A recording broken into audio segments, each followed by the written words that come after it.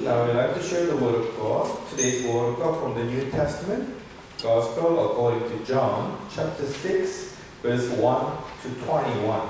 So you have your paper on both pages. So we're going to start from number 1 and then up to number 21 at the back side of your paper.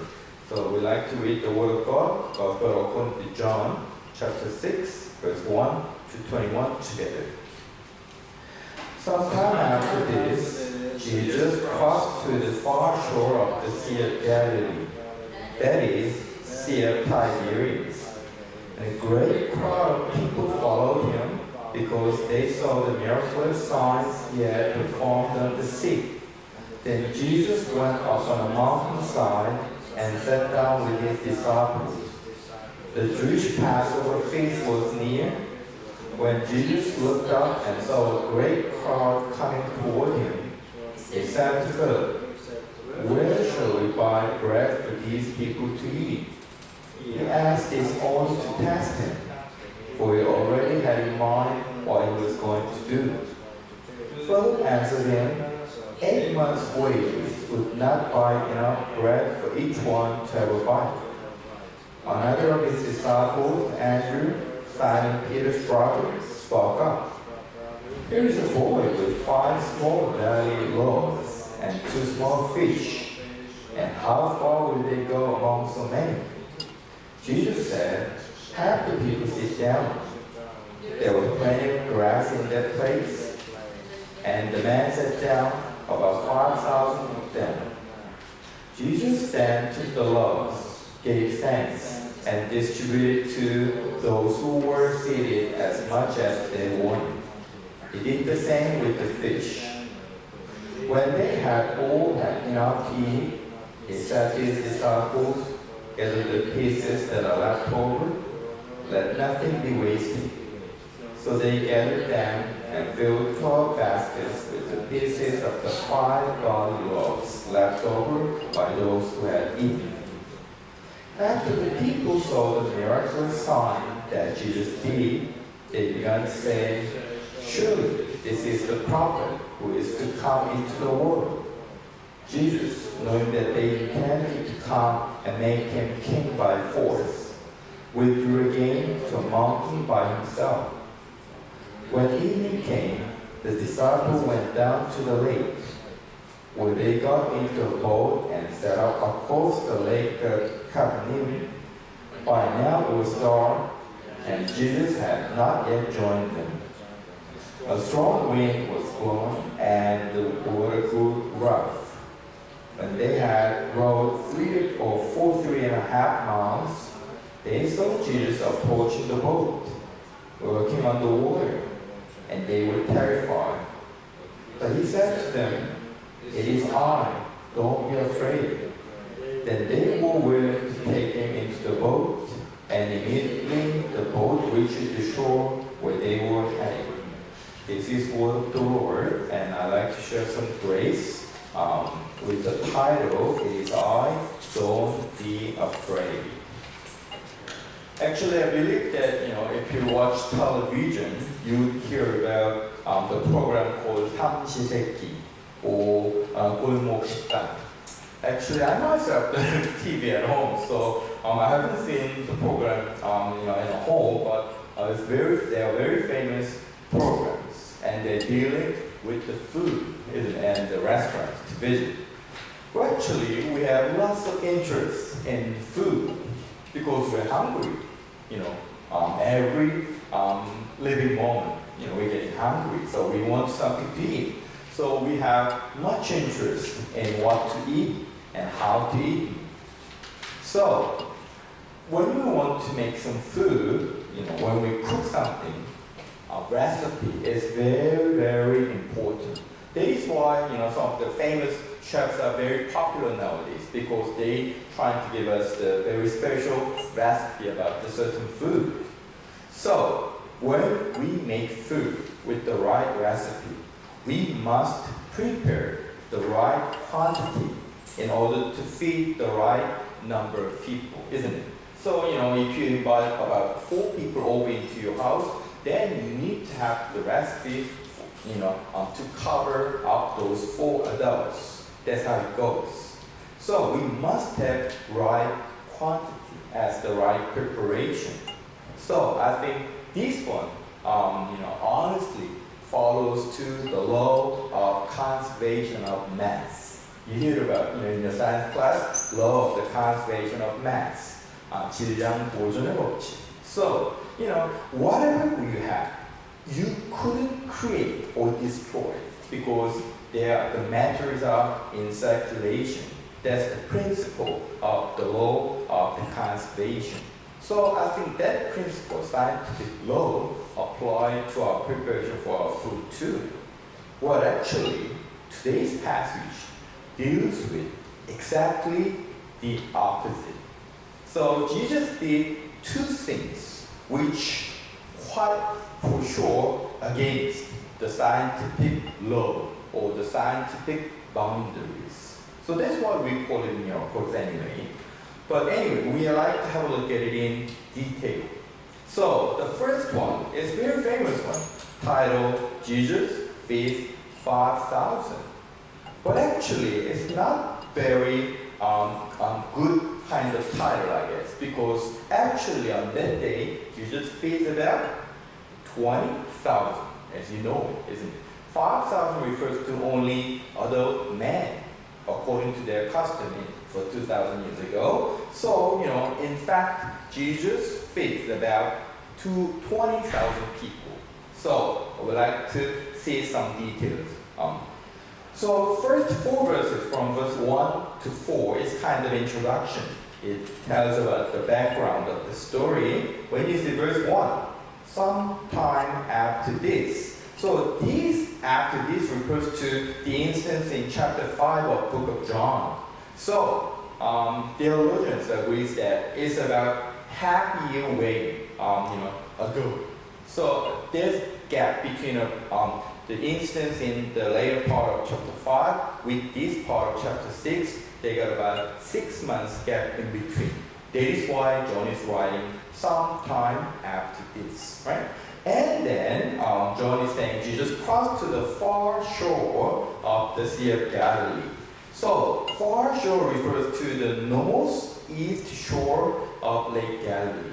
Because Lake Galilee is a big lake and there are several cities around it. And then Jesus moved from town to town using the boat in the Sea of Galilee. And John actually kindly specified that Sea of Galilee is the Sea of Tiberias. So Sea of Tiberias actually is the same kind of location with the Sea of Galilee. Then why did John write about those 2 locations in the same line? Actually, Sea of Tiberias is the official Roman name of the Sea of Galilee. Remember, in those times, in Jesus' time, Roman Empire, colonized the land of Judea. So they took their own name. So according to their, in the honor of their own emperor called Tiberius. That is why they just changed the name by themselves. Sea of Tiberius, right? So Tiberius, so they watched that. So, just bear in mind, Sea of Galilee equals to Sea of Tiberius. They're the same location. So Jesus moved to, in verse 1, we will refer to the city called Bethsaida, right? So Jesus moved to Bethsaida. So verse 1 say about the whereabout this incident. That's the city called Bethsaida, and then that's happening there. And who were there in verse 2? A great crowd of people. They all followed Jesus up. Why? Because they saw the miraculous sign that Jesus performed, especially for the sick. So by this time, Jesus was very popular already. He was a superstar.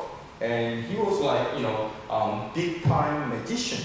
He could heal most of the sick people. So people heard about it and they tried to meet Jesus Christ in person because they got certain hope that their sickness, their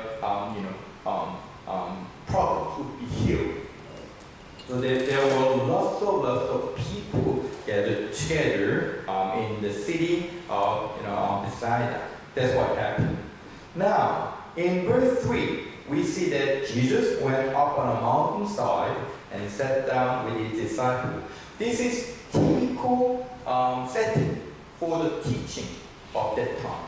So they are in the kind of a lakeside. So lakeside, they got water in front, and then they got a little bit of beach, right? A little bit of beach. So normally the teacher at that time, or the rabbi, they try to move to the mountainside and sit down.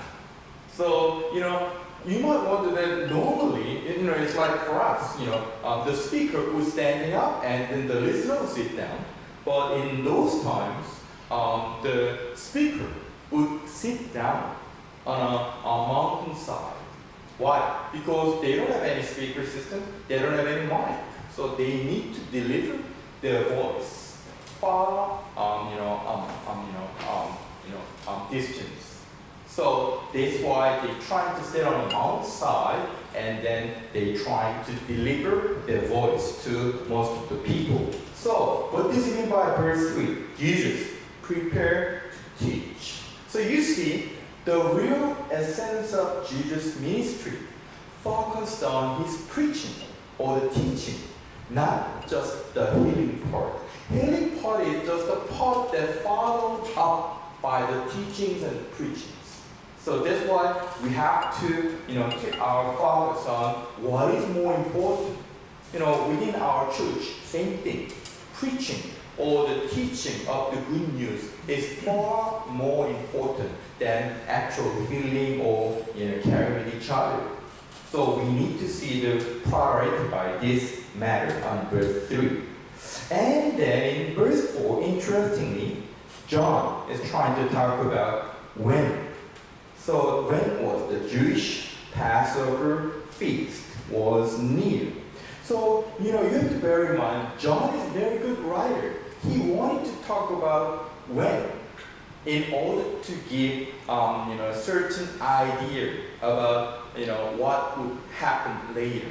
So in this case, John is talking about the greatest Jewish festival called Passover. So most of the people all around the world, especially Jewish people, Jewish background people, they gather together, especially in Jerusalem, to worship God. So history is saying, in this moment of time in Jerusalem, there would be normally around 2 million people from all over the world gathered together.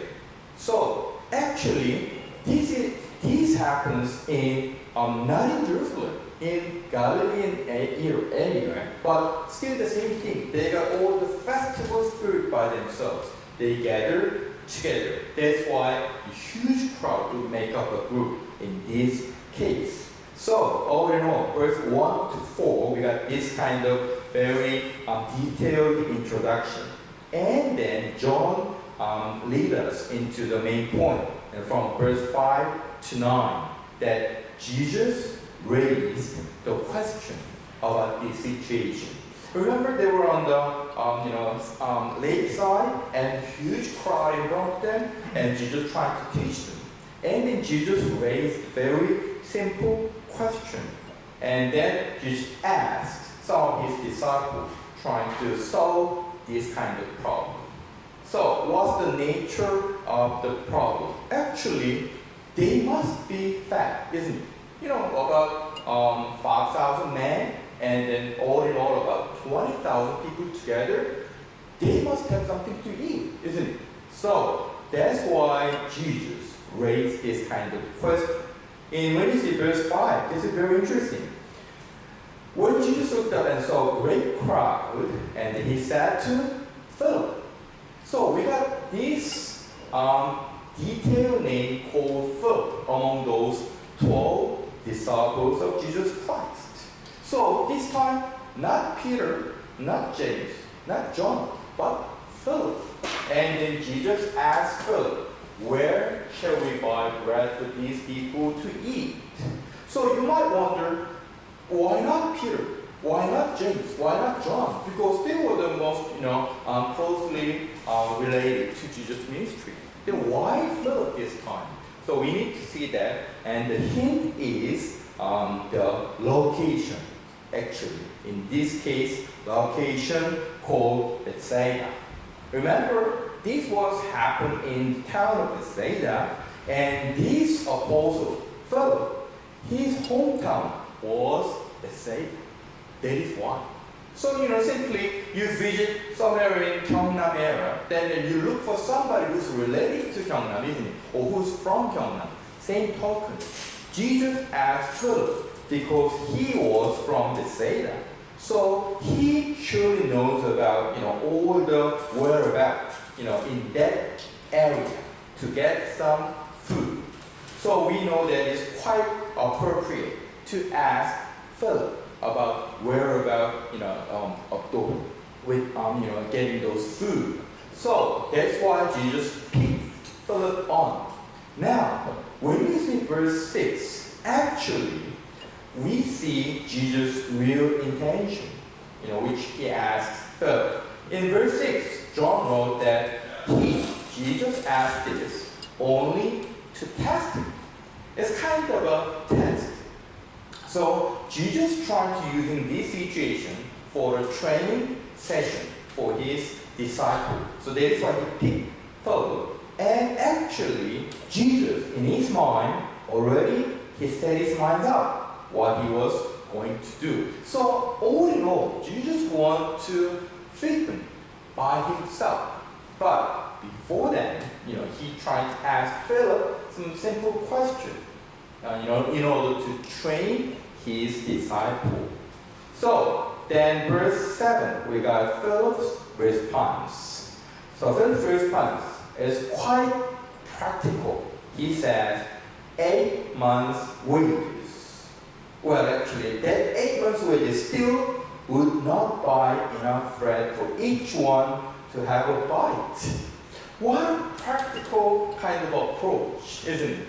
Very realistic approach towards the problem. Remember, about 20,000 people, in order to feed them, in Philip's calculation, he said 8 months' wages would be needed, but still, that won't solve the problem. We need more than that. So, 8 months' wages. So, according to Korean currency in the 21st century, so we might say that about 2 million won per month. So then about 16 million won is about 1,600만 원. Still wouldn't feed all those 20,000 people, isn't it? That's quite reasonable. So Philip comes up with a very practical and reasonable approach, and which simply say, oh, it's not possible. We could not feed them anyway. So that was Philip's conclusion. Now, on these cases, we got a little bit of interception, and we got a little bit of turning point over here, because another situation comes up in verse 8, because there was one little boy. Coincidentally, he has his own kind of lunchbox. He has about that famous 5 small barley loaves and 2 small fish for himself, isn't it? He comes up, and then coincidentally there was Andrew, another disciple. Actually, this Andrew, Simon Peter's brother Andrew, he spoke up to the Lord in verse 9. He said something like this: "Hey, here's a boy with 5 small barley loaves and 2 small fish." Now, here is his interpretation about those things. 5 bread and 2 fish. And what happened? How far will they go among so many? How many? About 20,000 people. So they wouldn't feed them at all, isn't it? You got just only a lunchbox for a little boy. That is about 5 small barley loaves and 2 small fish. So here, two small fishes, two grilled fish. That's what you can understand. It's not the real, live one, but because in those times when Jewish people had their own way or to make their own lunchbox, normally they grill the fish beforehand and then they just pack it out and then they eat them with the bread actually. Okay, so that's what happened. So we got this intersection for a small boy. Then you might wonder, about 20,000 people gather around, 12 disciples here, and Jesus in the center, and then they all talked about how do we feed with each other. Now, you might wonder that not one of those disciples, or not anybody else, would come up with their own position. We might sure that they have their own some kind of snack or snack pack or lunch pack by themselves because they know that they're on their way and that they must have something in their bag. But no one would expose what they have. No one would come up with, oh, I have this, could we share? No one have this kind of idea by themselves, but only a little boy. So these precious unnamed little boy, I think, did a good job and is a good example of sharing spirit. This little boy doesn't care about himself. Of course, maybe it was a lunchbox that his mom prepared for him only.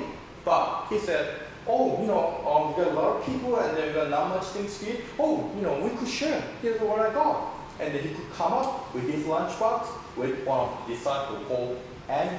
But think about Andrew's somehow, ironical interpretation. Oh, how far will they go among them? Well, this is just a little portion of food, and it's useless. We couldn't feed them anyway. So that's the sad conclusion by Andrew. So Philip and Andrew, two of the 12 disciples, got the same practical, realistic conclusion. They got not much food to feed all those crowds. That's kind of an idea. So of course, remember, Jesus, he had his own intention. So Jesus wanted to use these kids as the training session. Then you might guess, oh, then what does Jesus want to teach them? Actually, Jesus wants to teach them the almighty capability of Jesus Christ himself. Because he himself is Son of God. He himself is a God. So, he did lots of miraculous things beforehand already. So, Jesus wants his disciple to recognize his divine capability. And then Jesus might ask them, oh, we have not much food around in here, but here we are with you, Lord. So we believe that you would do something about it. I think that was the kind of right answer that Jesus would like to listen from his disciple. But sadly, his disciple comes short, far short of it, and then got just practical and everyday realistic kind of answer. Well, we got nothing in our pocket, in our bag, so we couldn't feed them, isn't it? So that's the situation so far, and then now it's time for Jesus to act. So verse 10 and 11, Jesus showed us. In verse 10, Jesus set up the distributing system. So Jesus said, have the people sit down. So because they have plenty of grass before them, so Jesus made them, from according to other gospels, we know that Jesus made them, group of people here and there and there. So in order to, distribute food to them systematically, right? So 5,000 men, and then we know that yet another about 15,000 women and old people and little boy and girl. So that's what happened there. And then Jesus did his miracle. In verse 11, we know that Jesus took the loaves, gave thanks, and distributed. Took, gave thanks, and distributed.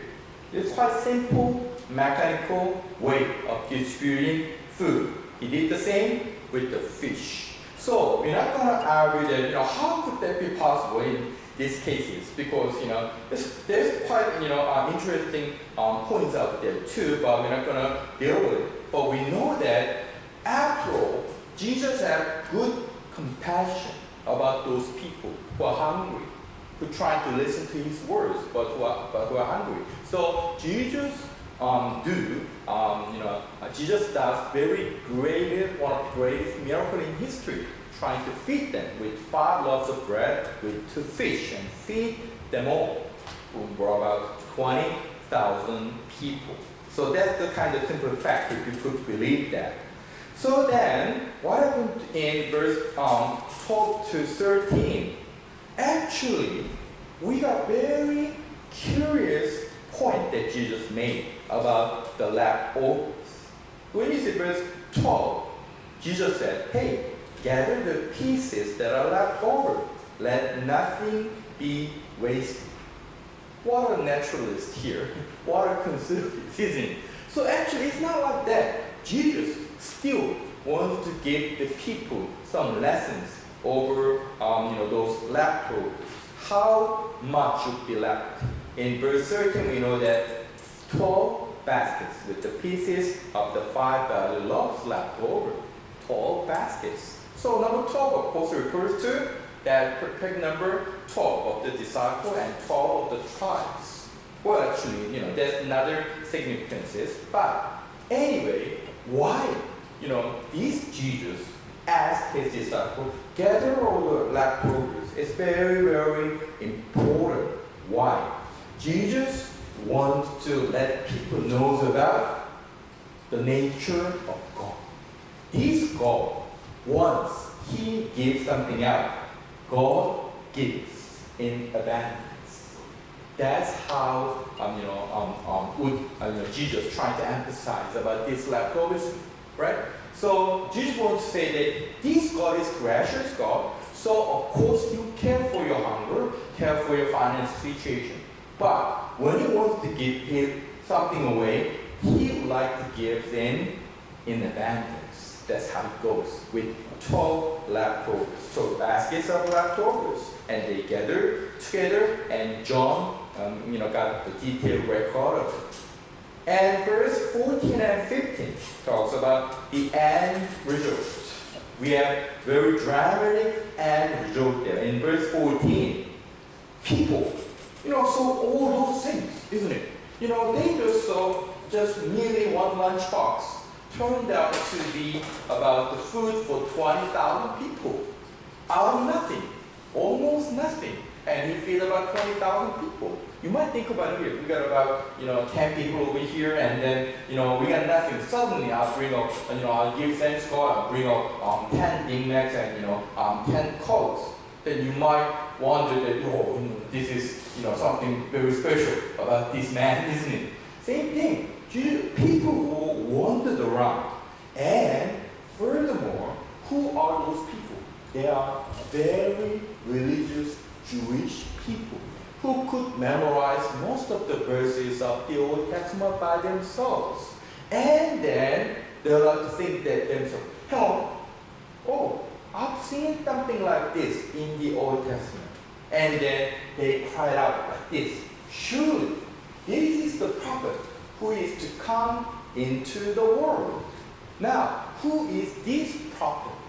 Now, in this case, in their head, actually, they got this particular verse to memorize. So we like to see that verse, together, the kind of side verse here. We'd like to turn over to 2 Kings, chapter 4, verse 42 to 44.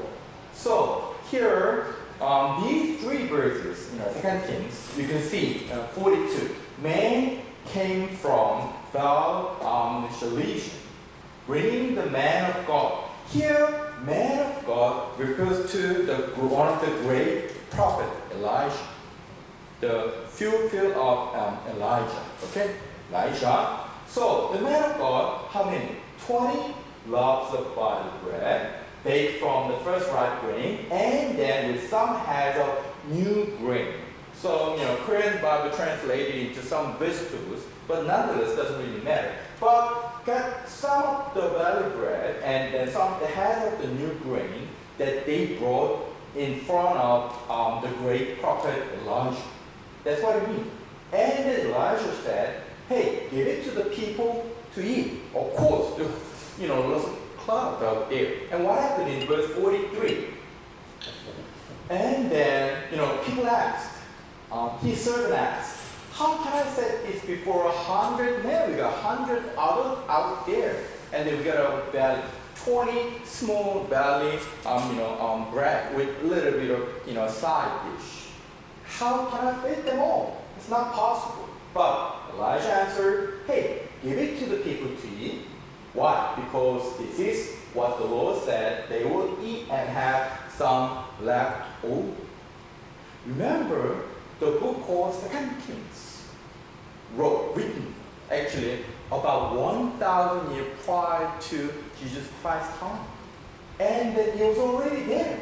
And then, the crowds on that day in front of Jesus Christ's miraculous sign, they remind, oh, I remember, Elijah, the great prophet, did the almost same thing with the 20 loaves of bread to feed 100 men. That's right here. And then Elijah trying to use the word of God like this. They would eat and have some left over. So exactly the same sequence that Jesus did. Lots of bread, and then feed them all, and they got some left over. Isn't it? Here, exactly the same sequence. So when you see verse 44, we got the happy end about those Elijah's word. Then he said it before them, and they ate and had some left over according to the word of the Lord. It happened, isn't it?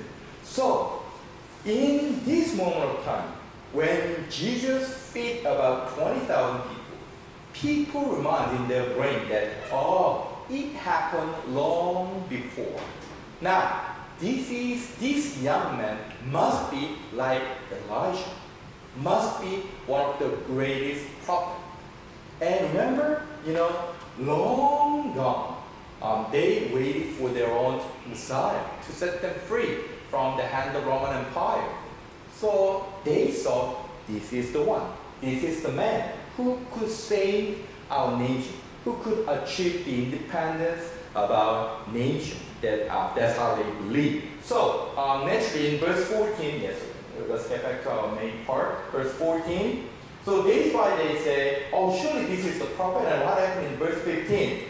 They tried to make it, in verse 15, they tried to make him a king by force. Because they know that, this man got one of the greatest miraculous power. So they want him to be a king themselves. And Jesus knew that.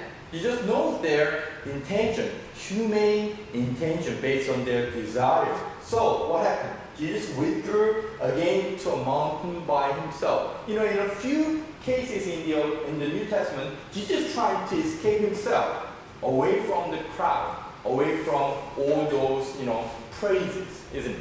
Same thing happened. Why?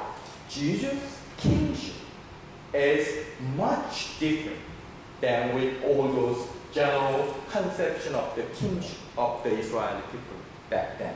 So that is why he just moved himself away from the crowd. And then, we got, story just goes on with yet another, wonderful kind of miracle. What happened then? In verse 16, we got another incident. When evening came, the disciples went down to the lake because they need to move to another town, especially Capernaum in verse 17. So they got into a boat and set up a course to the lake for Capernaum because Capernaum was their next destination. So they just moved themselves away. By now it was dark, which means very late at night, and Jesus still had not yet joined them. Anyway, they'll move on because maybe Jesus instructed them to do so because we know this kind of idea from other Gospels recording.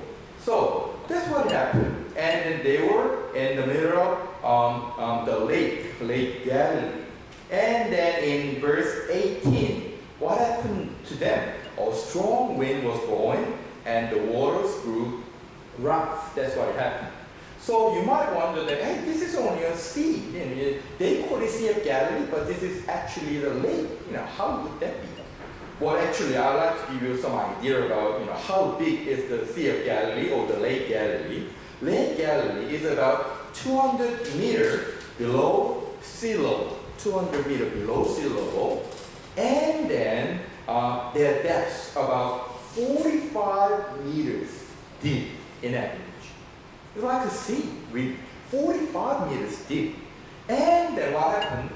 Their geographical location is surrounded by hills. So what happened? You got 200 meters down the sea level, and you're surrounded by the hills, and then they got about 45 depths of the water. What happened? Those physical features make it subject to a sudden windstorm, and it will affect with the high winds like the sea. This is only a lake, but they're going to have high winds like sea. That's exactly what happened on that night. So they were by themselves. They were frightened. So verse 19, they're frightened by themselves. So for some other versions, they just cried out for help, isn't it? What happened? They had rowed 3 or 3.5 miles. John was quite a detail in a description. They were about already 3 miles away from the land. That's what they mean. So 3 miles equals to 4.8 kilometers, and 3.5 miles equals to 5.6 kilometers. So about 5 kilometers away already from the land. They were in the middle of the water. And then, suddenly they will notice something which is moving. What was it? There was the man called Jesus approaching the boat, walking on the water. So, yet this is another, very surprising, miracle, isn't it, done by Jesus. Man walks on the water. So if you could believe this, Jesus is the only man in our history who could walk on the water. And then, that's what disciples witnesses. And of course, they were terrified and they were frightened by themselves. According to other version, they wonder themselves as this is kind of a ghost or some kind of, a spirit or what. They just wondered themselves again. Now, for them, Jesus gave them the assurance and actually the comfort in verse 20. This is also the title of today. It is I. Don't be afraid. That's what Jesus said to those disciples. And in verse 21, of course, shows us kind of happy ending. They get into the town safely and they could go on with their own ministry. So, what I want you to think about from those 2 of the greatest miracles, I want to think about how do they intertwine with each other. Jesus fed 5,000 on the title, and Jesus walks on the water. So those 2 of the greatest miracles. Now, how do they relate to each other? Actually, it shows that Jesus, as a God, who could perform the authentic miracles against all the scientific limitations, all the scientific laws, which means, all the laws. Even this walk on the water, this is kind of an action against the law of gravity. Remember law of gravity? Because of law of gravity, we'll fall down if you could hang on the air, or if you could walk on the water, you sink down because of the law of gravity. Now, this man Jesus is against the law of gravity. How could that be possible? He himself is a God. He himself is a creator of all. So he could do all those things all by himself. That's what it shows. So it shows true deity of Jesus Christ. Not just merely human being who could do the great miracle, but he himself was God. That's what John trying to talk to us. Then we might wonder that, oh yes, he's God, and he could do those things very easily, one click of a hat. Now, why he didn't do it so many times? You know that in the Bible, in our record, we got about feeding 5,000 one time, feeding 4,000 second time. That's it. We got only 2 rare occasions. Walks on the water, only 1 occasion. Then you might wonder that, why not, Jesus did that, so many times, to let other people know that he is God. Now, we need to see the reason why. What's the reason? Why is it so rare? Now, Jesus doesn't want us to be spoiled by the almighty power of God. Easily people would get spoiled. Oh, this is a God. They like to idolize him. They like to totally accompany with Jesus wherever he goes, isn't it? He could do great miracles. So Jesus wants us to understand the reality of our everyday lives and the limitation that we ourselves as human beings have because of our original sin. So that is why Jesus hasn't done that so many times. He did that, so rarely. And actually, then why this time he did that? We know that Jesus wants to give the assurance to his disciples about his true nature as God. So that is why he did that for this limited occasion. Okay, so I know that you might get used to it. You might get used to this kind of stuff. I know that, and walks in the world, I know that. But actually, while we deal with all those 2 separate occasions in one successive story, actually, because both of them are against law of the nature. By that way, it only proves that Jesus was God. Alright, so that is the main reason that we deal with both the story. So I'd like to sum it up with 3 main points. The point number 1, Jesus Christ, as part of the Holy Spirit, he is a genuine creator. He is God. So he surpasses all the scientific barriers. That's what we have to acknowledge. That's what we have to believe. This is Almighty God. So we need to acknowledge this genuine reality. Please. Of course, I could see all those miracles before my eyes. I would believe, like Timothy, isn't it? But it's not that simple, because God wants us to believe without actually eyewitnessing that situation, isn't it? That's the genuine belief. That's the genuine faith. So we wish that we like to have that kind of genuine faith. And then we need to acknowledge that God can do anything and everything. Nothing is impossible for him. So that's number 1 point. And number 2, actually in our lives, we could face lots of troubles and difficulties and problems, isn't it? With your financial situation, with your family, with your house, with your apartment, and then with your community, with your workmates, and we get all sorts of problems around it, Then, most of the cases, we try to solve those problems all by ourselves.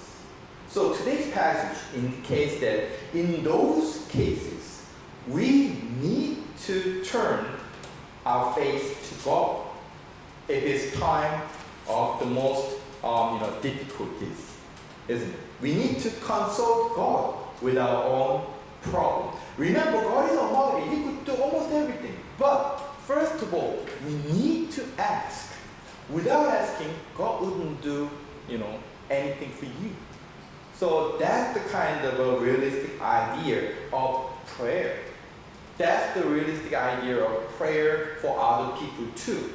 So please remember, in your time of difficulties, you must totally depend upon God first of all, because those difficulties are God's signal for us, to let us that you need to depend upon me. So look up to me. Oh, you are in trouble. Look up to me. I will do something for you. That's the kind of signal. All right? So don't forget, whenever you're in trouble, that's the kind of signal given by God. And number 3, and the last point, without community or in this world, as a Christian, we shouldn't be selfish with what we have. Think about this little boy here. He got a little lunchbox. So he was in this occasion only, but he was far greater than all those disciples. He tried to share what he has, isn't it, at the time. Same thing. We have something. Of course, some of you have lots of money, much money than other people. But if you don't have any money, still you must have some kind of time, or you must have some kind of talents to help other people through. So we shouldn't be selfish with what we have, and we must share our possessions, whether in physical form or the spiritual form, with the people who's in need. And that act of selflessness makes it possible for a great miracle like this. So we can be one of them too, when we share with other people with what we have. So please remember, whatever you have, please share with other people. I think that's the kind of a point. So God still gives us the assurance, and God is there like a mountain, saying, "It is all. Do not be afraid." So I think this is great, one of the greatest advice from God. So whatever happens to you, don't worry. God is with you. So you could totally depend upon Him. That's the only authentic solution that you could have for your trouble and difficulty in your life, whatever it is. So please remember that. Okay, that is my recommendation. Okay, I'd like to offer a little prayer. Let's pray together. Almighty Father, thank you for your compassionate love.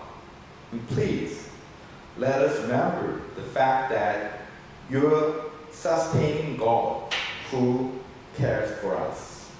In Jesus' name we pray. Amen.